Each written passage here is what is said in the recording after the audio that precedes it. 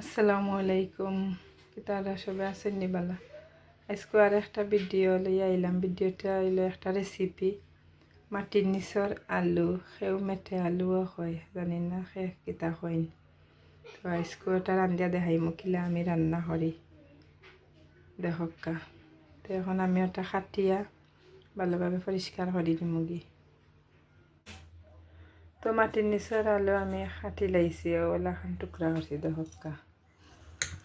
টুকরা করিয়া পানির মাঝে ভিজাইয়া রাখবো রান্না রাখ পর্যন্ত, কারণ হইল পানিটাকে তুলিলে এগুলো অনেক সময় মানে খালা খালা হয়ে যায়, খালচে ডাল সুন্দর তো হাল লাগে, আমি আর তুলতাম না, রান্না রাখ পর্যন্ত ওলা পানির থাকব। আমি ইলিশ মাছের মানে যা হাঁটি সিলেটে হয় না আর কি, গোসা হাঁটা এইগুলা দিয়া রান্ধিমো।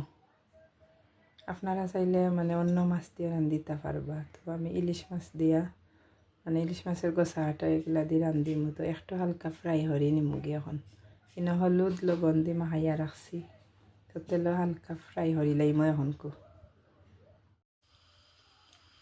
তো একটা প্যানে দিলাইছি, তেল দিলাইছি, এখন হালকা ভাজিয়া নিমুগি।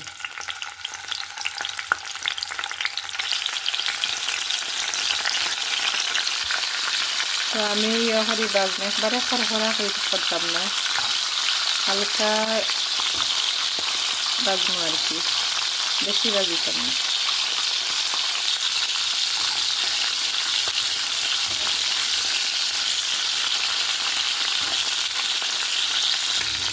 তো বাজা হয়ে গেছে, এখন আমি তুলি লাইমু, তুলিয়া এখন মেন প্রসেসিং যাইমু দিয়া। তো আলু রান্ধার লাগে আমি একটা হাঁড়ি নিছি, আর যে তেল মাছ ভাজিছিলাম ও তেল দিলাইরাম।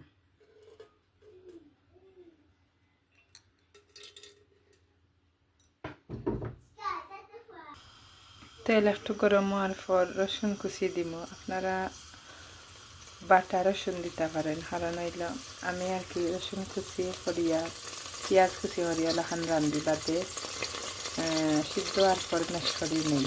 তো আমার কাছে এগুলা বেশি মজা লাগে বাটা মশলা কাছে।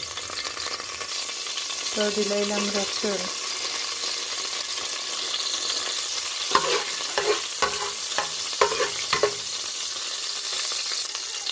এখন দিলাম পেঁয়াজ কুচি পরিমাণ মতন।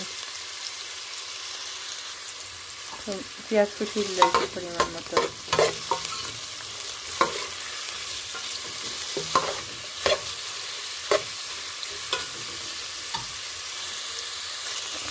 এখন দিলাইলাম পরিমাণ মতন লবণ।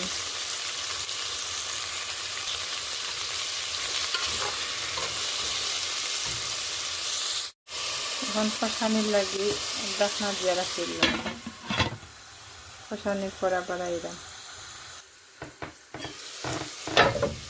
তো এখন হালকা পানি দিমু।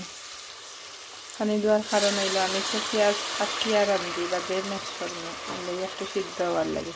সাথে সাথে আমি পানি দিছি না, পেঁয়াজ একটু কষানির পর দিছি। তো একটু পেঁয়াজ সিদ্ধ হয়ে যাক সাথে আইরাম। তো এখন আমি ঢাকনা ছড়াইয়া দেখি পেঁয়াজ আমার কষানি হয়ে গেছে। এখন আমি সব মশলা দিলাইলাম পরিমাণ মতন হলুদ, এখন দিলাম পরিমাণ মতন ধনিয়া গুঁড়া,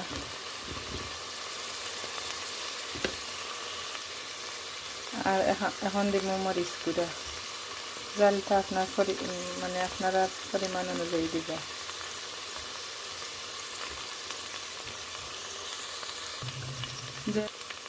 যেহেতু শুকনা মশলা এর লাগে এখন একটু পানি দিব, দিয়া হালকা কষাইয়া আর মশলা মেশ করি লাইম, কারণ যেহেতু আমার বাটা মশলা নাই। তো মশলা আমি এখন মেশ করি লাইলাম, আর করিলে একবারে বাটা মশলার লাহান হয়ে যাব। মশলা মেশ করিলছি, এখন আমি আলু যে খাটিয়ে রাখছিলাম দিলাইলাম, দিয়া মশলা আর আলু বালাটি কষাইমো।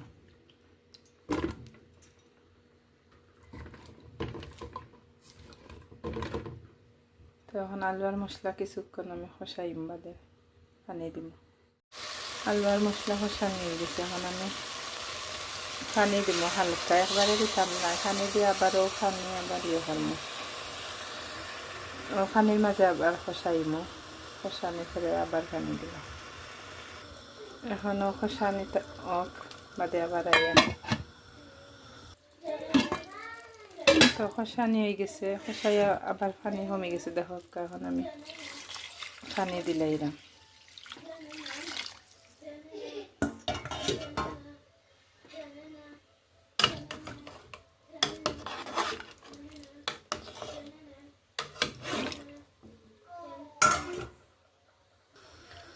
জুল একটু বেশি দিতে হইব, কারণ হইল যখন আপনারা আলু লামাই লাইবা তখন জলটা আরও মানে কমে যাইব, আলুয়ে খাইব, যে একটা হয় না আর কি, আমার বাসায় আমি হইলাম, তখন পানি কমে যাইব আর বেশি মানে ঘন হয়ে যাইব, এর লাগে জলটা একটু বেশি রাখবা। আর এখন দিলাইমো মাছ, একটু হালকা বাজিয়া রাখছিলাম যে, তো মাছ আর কি হালকা একটা উতরানি ওঠার পরও দিলাম আর কি।